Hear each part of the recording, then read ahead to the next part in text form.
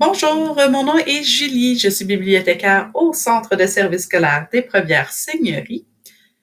Le tutoriel suivant s'adresse aux enseignants afin de vous montrer comment pouvoir attribuer des lectures à vos classes, vos différentes classes ou vos différents groupes d'élèves. Donc, pour ce faire, quand vous savez quel titre vous voulez rechercher, vous pouvez directement vous rendre dans le catalogue et inscrire le titre qui vous intéresse. Une fois que vous avez trouvé le titre, si jamais vous n'avez pas besoin de le consulter, que vous le connaissez déjà, vous pouvez tout simplement cliquer sur le petit logo qui apparaît sous le livre. Les deux petits bonhommes avec un plus, et en cliquant dessus, vous allez avoir la liste de l'ensemble des groupes qui vous sont attribués. Donc, dans mon cas, j'ai seulement le groupe TES A, mais dans votre cas, vous pourriez avoir, par exemple, plusieurs classes de français ou plusieurs classes d'anglais, de sciences ou d'autres matières.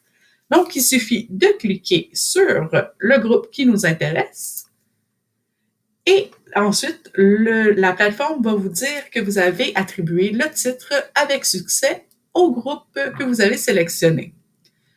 Si jamais vous ne connaissez pas la lecture, que vous voulez l'explorer, c'est le même principe. Vous pourriez explorer à travers vos recherches ou encore à travers l'ensemble du catalogue et décider, par exemple, d'aller sur un livre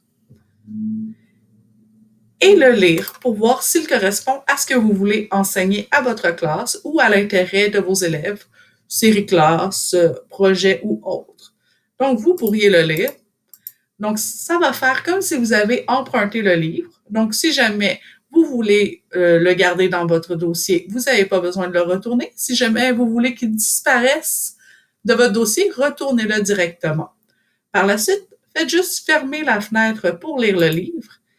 Et sur la notice qu'on a ouverte tantôt, on voit qu'en dessous du titre et du nom de l'auteur, on retrouve le bouton ajouter en lecture à un groupe, encore avec nos deux petits bonhommes et un plus.